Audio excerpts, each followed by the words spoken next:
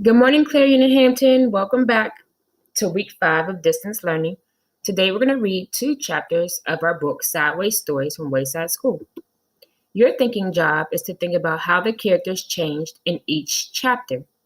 In order to do that, you have to think about how the character thinks, feels, or acts in the beginning of the chapter, then determine how they think, feel, or act at the end of the chapter to see if it's different. Lastly, as a good reader, we need to find out what made them change. So in chapter 2, we're reading about Mrs. Jules. I want you to think about what Mrs. Jules thought, felt, or how she acted at the beginning of the chapter. Then think about if the way she thought, felt, or acted changed at the end and what made it change. Chapter 2, Mrs. Jules. Mrs. Jules had a terribly nice face. She stood at the bottom of Wayside School and looked up. She was supposed to teach the class on the 30th story. The children on the 30th story were scared. They had never told anybody what had happened to Mrs. Gorf. They hadn't had a teacher for 3 days. They were afraid of what their new teacher would be like. They had heard she'd be a terribly nice teacher. They had never had a nice teacher. They were terribly afraid of nice teachers. Mrs. Jules walked up the winding, creaky staircase to the 30th story. She was also afraid. She was afraid of the children. She had heard that they would be horribly cute children. She had never taught cute children. She was horribly afraid of cute children. She opened the door to the classroom. She was terribly nice. The children could tell just by looking at her. Mrs. Jules looked at the children. They were horribly cute. In fact, they were much too cute to be children. "I don't believe it," said Mrs. Jules. "It's a room full of monkeys." The children looked at each other. They didn't see any monkeys. "This is ridiculous," said Miss Jules. "Just ridiculous. I walked all the way up the 30 flights of stairs for nothing but a class of monkeys. What do they think I am? I'm a teacher, not a zookeeper." The children looked at her. They didn't know what to say. Todd scratched his head. "Oh, I'm sorry," said Mrs. Jules. "Please don't get me wrong. I have nothing against monkeys. It is just that I was expecting children. I like monkeys. I really do. Why, I'm sure we can play all kinds of monkey games." "What are you talking about?" asked Todd. Mrs. Jules nearly fell off her chair. "Well, what do you know? A talking monkey." "Tomorrow I'll bring you banana." "My name is Todd," said Todd. The children were flabbergasted. They all raised their hands. "I'm sorry," said Mrs. Jules, "but I don't have enough bananas for all of you.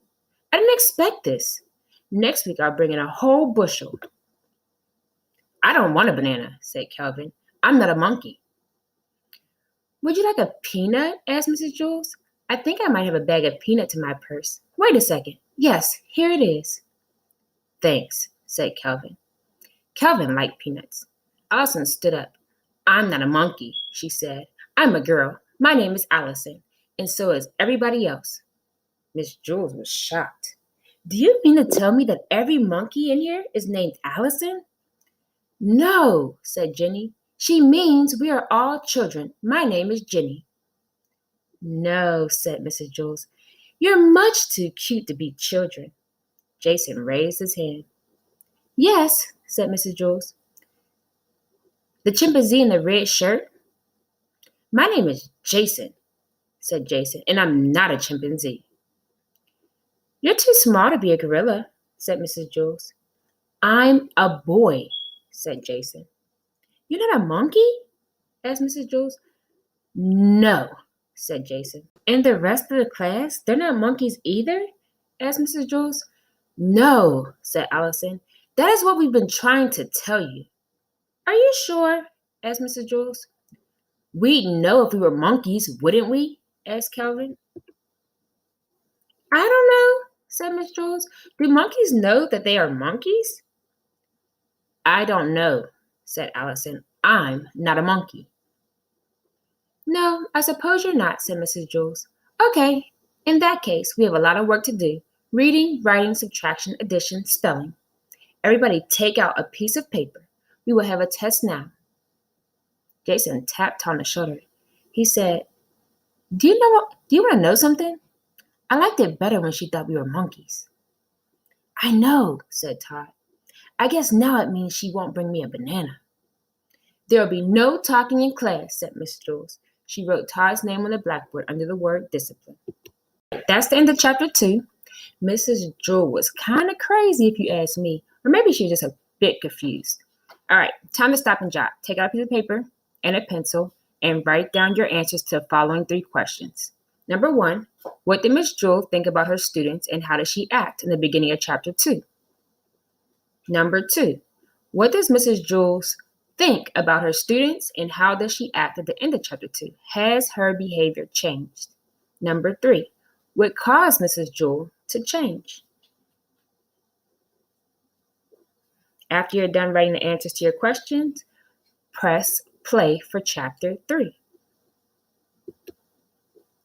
Chapter 3, Joe. Don't forget your thinking job is to think about how Joe acted or behaved in the beginning of chapter 3 and how his behavior might have changed at the end of chapter 3 and what made his behavior change. Joe had curly hair, but he didn't know how much hair he had. He couldn't count that high. In fact, he couldn't count at all. When all the other children went to recess, Mrs. Jules told Joe to wait inside. Joe, she said, how much hair do you have? Joe shrugged his shoulders. A lot, he answered. But how much, Joe? Asked Mrs. Jules. Enough to cover my head, Joe answered. Joe, you are going to have to learn how to count, said Mrs. Jules. But Mrs. Jules already know how to count, said Joe. Let me go to recess. First, count to 10, said Mrs. Jules. Joe counted 10. 6, 8, 12, 1, 5, 2, 7, 11, 3, 10. No, Joe, that is wrong, said Mrs. Jules. No, it isn't, said Joe. I counted until I got to 10. But you were wrong, said Mrs. Jules. I'll prove it to you. She put 5 pencils on his desk. How many pencils do we have here, Joe? Joe counted pencils. 4, 6, 1, 9, 5. There are 5 pencils, Mrs. Jules. That's wrong, said Mrs. Jules. How many pencils are there? Joe asked. 5, said Mrs. Jules. That's what I said Joe. May I go to recess now? No, said Mrs. Jules. You got the right answer, but you counted the wrong way. You were just lucky. She set 8 potatoes on his desk. How many potatoes, Joe? Joe counted potatoes. 7, 5, 3, 1, 2, 4, 6, 8. There are 8 potatoes, Mrs. Jules. No, there are 8, said Mrs. Jules. But that's what I said Joe. May I go to recess now? No. You got the right answer, but you counted the wrong way again. She put 3 books on his desk. Count the books, Joe. Joe counted the books. 1,000, 1,000,000, 3, 3, Miss Jules. Correct, said Mrs. Jules. May I go to recess now? Joe asked. No, said Mrs. Jules. May I have a potato? Asked Joe. No. Listen to me. 1, 2, 3, 4, 5, 6, 7, 8, 9, 10, said Mrs. Jules. Now you say it. 1, 2, 3, 4, 5, 6, 7, 8, 9, 10, said Joe. Very good, said Mrs. Jules. She put 6 erasers on his desk. Now count the erasers, Joe, just the way I showed you. Joe counted the erasers. 1, 2, 3, 4, 5, 6, 7, 8, 9, 10. There are 10, Mrs. Jules. No, said Mrs. Jules.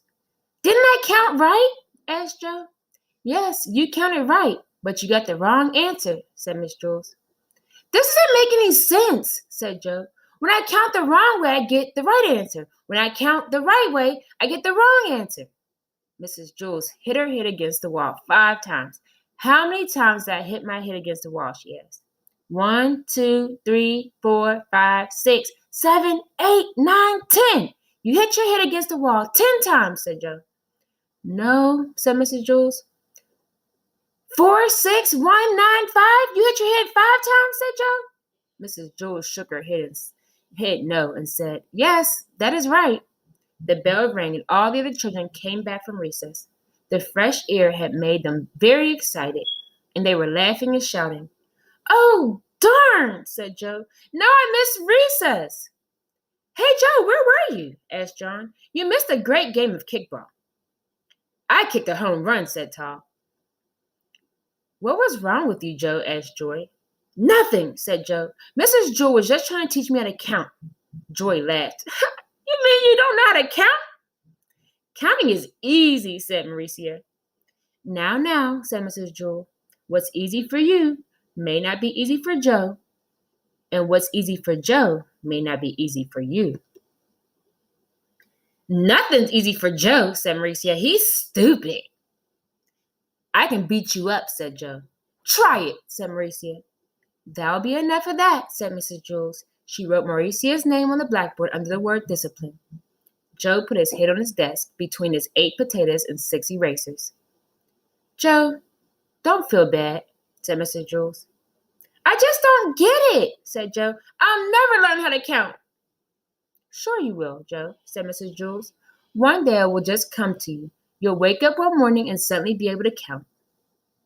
Joe asked, If all I have to do is wake up, what am I going to school for?